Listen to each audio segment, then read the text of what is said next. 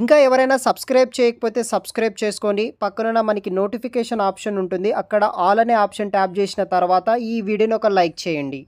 Inferred private limited company నుండి trainee software engineering Java లేదా Python మీద ఈ యొక్క కంపెనీ వాళ్ళు ట్రైనీ సాఫ్ట్వేర్ ఇంజనీరింగ్ కింద 6 నెలల పాటు మనకి జాబ్ ట్రైనింగ్ అనేది కూడా ప్రొవైడ్ అయితే చేస్తారనమాట. ఇంట్రెస్ట్ ఉన్న వాళ్ళు ట్రై చేయండి. వీడియో కింద డిస్క్రిప్షన్ బాక్స్లో మీకు అప్లికేషన్ లింక్ అయితే మెన్షన్ చేసి పెడతాను గైస్. సో ఇంకా ఎవరైనా మన ఛానల్ని సబ్స్క్రైబ్ చేయకపోతే సబ్స్క్రైబ్ చేసుకొని ఈ యొక్క వీడియోని లైక్ చేయండి. సో మనకి ఇన్ఫర్డ్ కంపెనీ నుండి వచ్చేసి ట్రైనీ సాఫ్ట్వేర్ ఇంజనీరింగ్ అనే రోల్ కోసం జావా లేకపోతే పైథాన్ కింద 2 డొమైన్స్లో వీళ్ళు రిక్రూట్ చేసుకుంటున్నారు.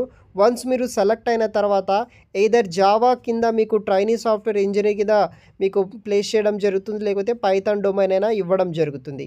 సో ప్రొడక్ట్ ఇంజనీరింగ్ టీమ్ తోటి బెంగళూరు లొకేషన్లో ఉన్న ఈ యొక్క ఆఫీస్లో మనం వర్క్ అనేది కూడా చేయాల్సి ఉంటుంది. డిపార్ట్మెంట్ వచ్చేసి product engineering, employment full time permanent job.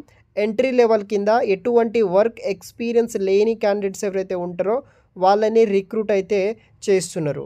So ఇది వచ్చేసి జాబ్ డీటెయిల్స్ అనమాట. తర్వాత ఈ కంపెనీ వాళ్ళు మనకు వచ్చేసి trainee software engineering skilled in Python or Java మీద బేసిక్ నాలెడ్జ్ ఉన్న వాళ్ళు ఈ యొక్క ఉద్యోగాల కోసం వచ్చేసి వీళ్ళు రిక్రూట్ అయితే చేస్తున్నారనమాట. క్వాలిఫికేషన్ వచ్చేసి స్ట్రాంగ్ ఇంజనీరింగ్ ఆర్ మాస్టర్స్ డిగ్రీలో computer science, information technology pass out అయిన క్యాండిడేట్స్ ఎవరైతే ఉంటారో ఎయిదర్ గ్రాడ్యుయేషన్ కావచ్చు, పోస్ట్ గ్రాడ్యుయేషన్ కావచ్చు, 2024 ఆర్ 2025లో పాస్ అవుట్ అయిన క్యాండిడేట్స్ ఎవరైతే ఉంటారో any recognised university or college నుండి ఈ యొక్క ఉద్యోగానికి మీరు అప్లికేషన్ చేసుకోవచ్చు. మీ యొక్క అకాడమిక్లో మినిమం 60% మార్క్స్ ఉన్న వాళ్ళు ప్రతి ఒక్కరూ ఈ యొక్క జాబ్స్కి మీరు అప్లికేషన్ అనేది కూడా చేసుకోవచ్చు. 0 నుండి 1 ఇయర్ పాటు హ్యాండ్స్ ఆన్ ఎక్స్పీరియన్స్ ఉన్నా లేకున్నా experience candidates or fresher candidates ఎవరైనా సరే అప్లికేషన్ చేసుకోవడానికి ఛాన్స్ అయితే ఉంది.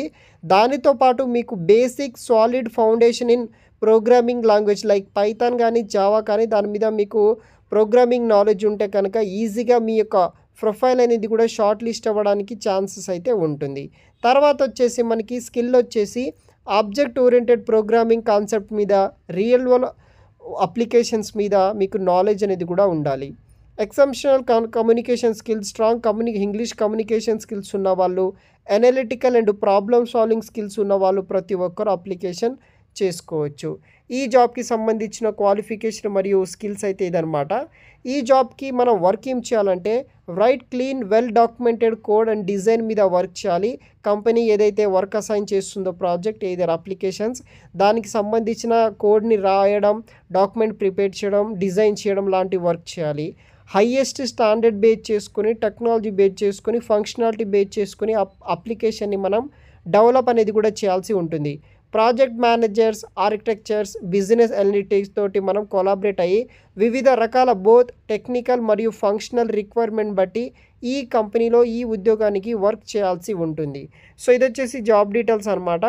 సో నేను వీడియో కింద డిస్క్రిప్షన్ బాక్స్లో మీకు అప్లికేషన్ లింక్ అనేది పిన్ చేసి పెడతాను, వెంటనే అప్లై చేయండి గైస్. Thanks for watching.